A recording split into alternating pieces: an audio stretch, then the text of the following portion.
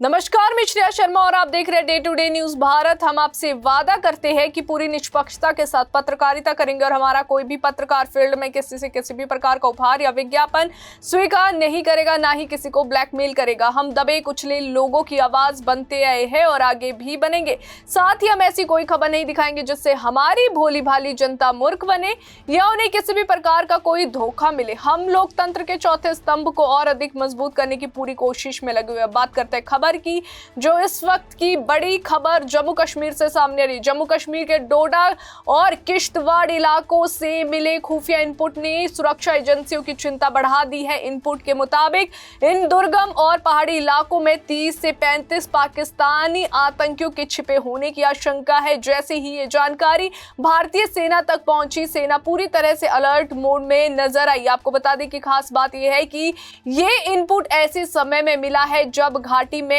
चिल्लाई कलाम का दौर चल रहा है। वे समय जब कड़ाके की ठंड, भारी बर्फबारी और जमा देने वाली हवाओं के चलते आमतौर पर आतंकी गतिविधियों में कमी देखी जाती है। लेकिन इस बार भारतीय सेना ने पुरानी रणनीति को बदलते हुए सर्दियों में भी आतंक के खिलाफ अभियान तेज कर दिया है।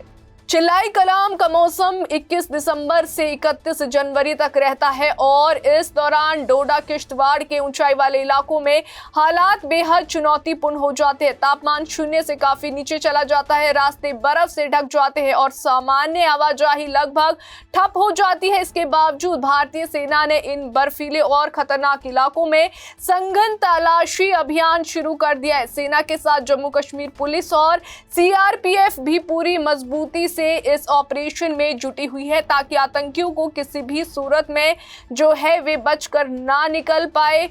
और आपको बता दें कि खुफिया एजेंसियों के अनुसार चिल्लाई कलाम की सर्दियों से बचने के लिए जो है आतंकी डोडा और किश्तवाड़ के ऊंचाई वाले इलाकों में जाकर छिप गए हैं। इन्हीं इलाकों को आतंकियों के लिए सुरक्षित ठिकाना माना जाता रहा है क्योंकि यहाँ पहुंचना आसान नहीं होता।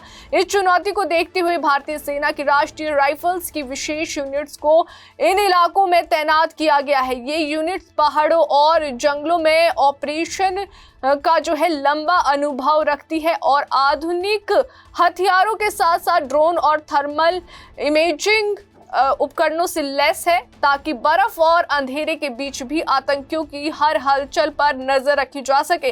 सेना ने आतंकियों की मूवमेंट पर पैनी नजर रखने के लिए डोडा और किश्तवाड़ के बर्फीले इलाकों में अस्थायी बेस और सर्विलांस पोस्ट भी तैयार किए हैं। इन पोस्टर्स के जरिए जो है ऊंचाई वाले इलाकों से घाटियों तक नजर रखी जा रही है।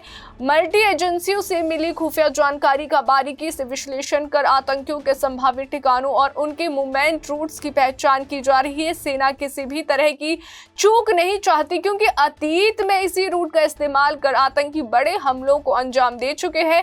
गौर करने वाली बात यह है कि पहलगाम नरसंहार को अंजाम देने वाले पाकिस्तानी आतंकी भी डोडा और किश्तवाड़ के रास्ते ही दक्षिण कश्मीर के अनंतनाग पहुंचे थे। इसी अनुभव को ध्यान में रखते हुए इस बार सेना पूरी सतर्कता बरत रही है। सुरक्षा बलों का साफ संदेश है कि इस बार आतंकियों को ना तो सुरक्षित ठिकाना मिलेगा और ना ही भागने का रास्ता।